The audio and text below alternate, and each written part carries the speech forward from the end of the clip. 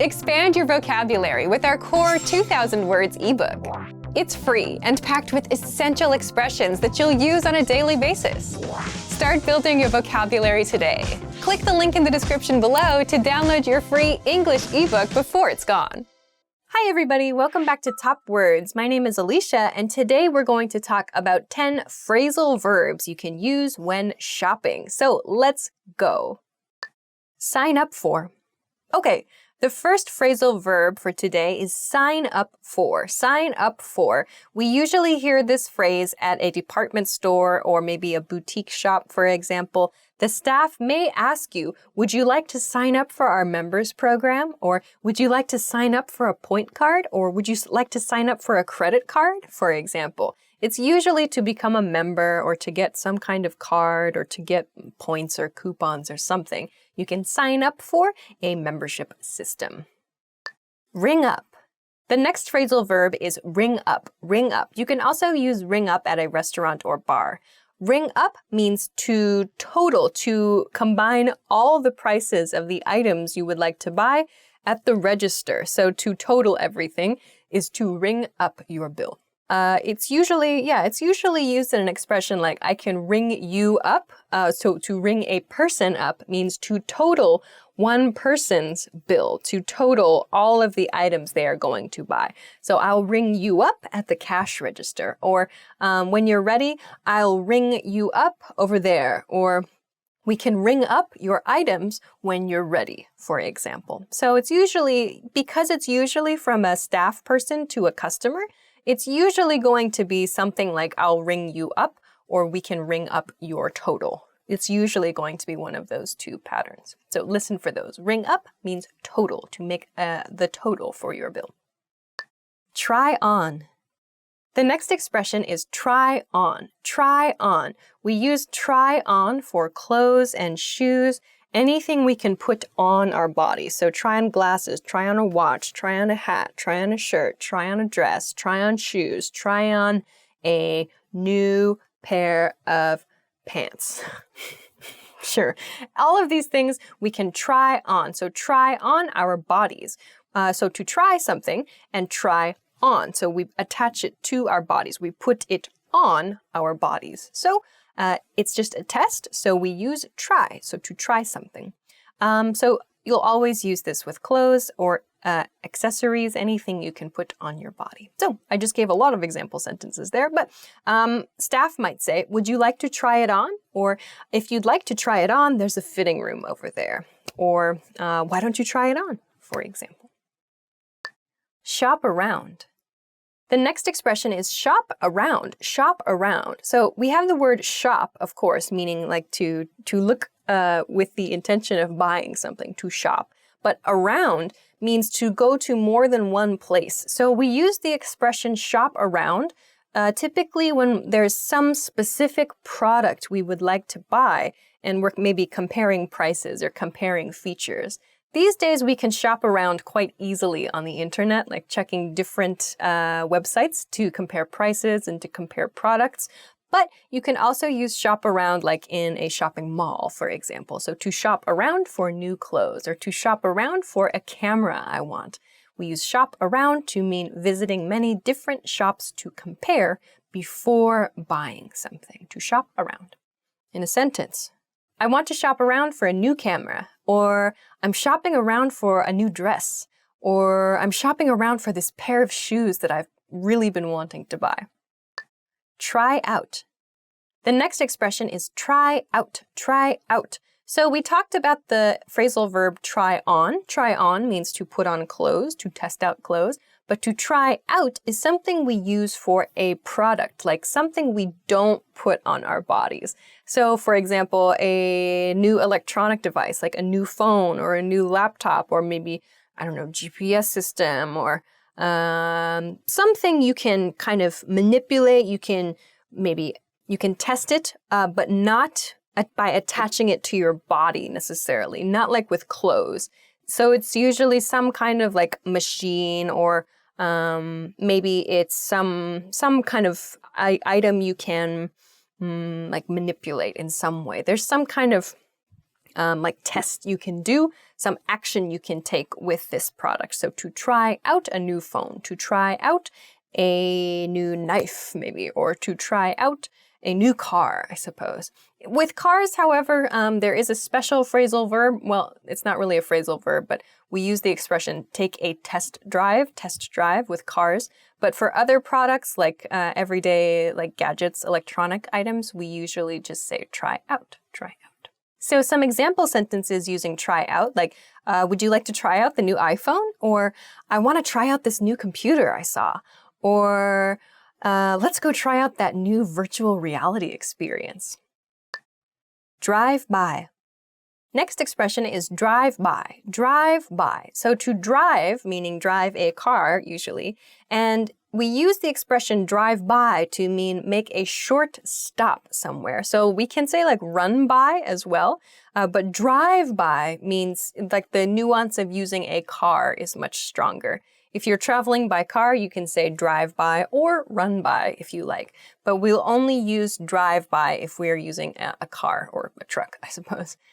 So drive by means make a quick stop someplace like a shopping mall or the supermarket for just a few minutes, maybe to pick up a small item. So it has the nuance of a very short visit somewhere for a very small purpose. So for example, I need to drive by the supermarket and get some milk. Or let's drive by the pharmacy and pick up my medicine. Or hey, can you drive by the pizza shop on the way home and get us some dinner? So a very short stop somewhere. Go somewhere, maybe just grab something, just pick up something small and continue. Drive by. Please be careful. You may hear the expression like a drive-by shooting. This is different. A drive-by shooting, which is usually the expression it's used in, means from a car, someone shoots a gun. Totally different expression. It means in that case, a gun is being shot from a car. The person driving the car doesn't stop, but a shooting happens as the car is in motion. That's totally different from the phrasal verb drive by a location. When we use drive by a location, it means to make a quick stop somewhere. You may hear the expression, especially in the news, drive by shooting, which means a shooting situation that happens from a moving vehicle. Very, very different ideas, so please be careful there. Pay for. All right, the next expression is pay for something. So to pay for something is to provide money in exchange for goods. So please pay for this shirt, or how would you like to pay for this? Or you can pay for your items at the register. So pay for, we just use pay for to make the items we are buying clear. So to give an example, you can say, please pay over there, or I want to pay. We can make a very simple sentence with the verb pay. But by using pay for, we can be specific about the items we are buying. So instead of I want to pay, we can say, I want to pay for these items, or I want to pay for this thing, whatever. By using for, we can be specific. What would you like to pay for here? So I want to pay for my lunch and her drinks, for example, or I want to pay for everybody's drinks. This is very useful in those situations. If you say, I want to pay, it's not so clear. Especially in a group situation. If, however, you say, I want to pay for something, you can make it very clear the items you would like to pay for, if that makes sense. Take off. The next phrasal verb is take off. Take off. So this is probably not a phrasal verb you will say, or I hope you probably won't hear the phrasal verb take off. But it may be a phrasal verb you can think about, especially when you're trying on clothes or shoes or accessories or something. We use the verb take off to mean remove clothing. So for example, if you're shoe shopping, you should take off your shoes and maybe take off your socks in some cases to try on shoes, or take off a shirt to try on a different shirt, or take off your suit jacket, to try on a winter coat, for example. So take off means to remove clothing so that you can try on something else. So again, you probably won't use this, I hope. You could use it as a suggestion to your friend, like, oh, you don't need to go to the fitting room. Just take off your jacket and try on this jacket here.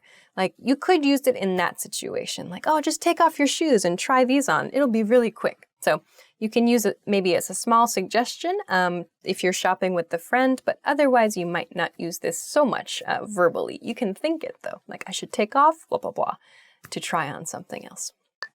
Sell out. The next expression is sell out, to sell out of something. Sell out of blah, blah, blah. So to sell out of means to no longer have stock, to no longer have that product.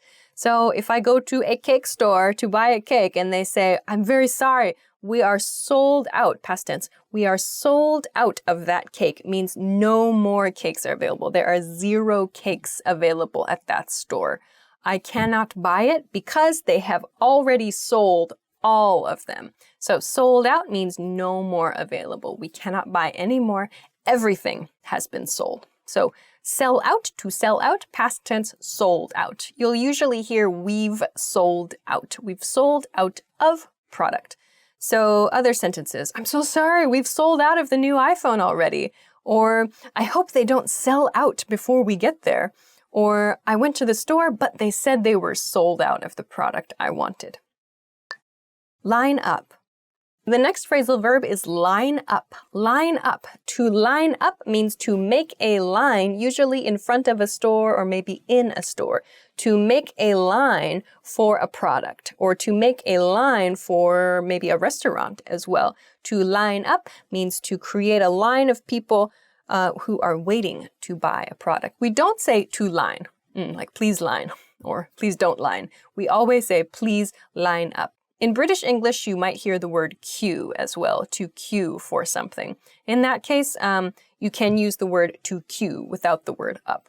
In American English, we don't really use the word queue, but I suppose you can, but it's more common in American English to use line up. So please line up, or you might hear make a line. Please make a line over there.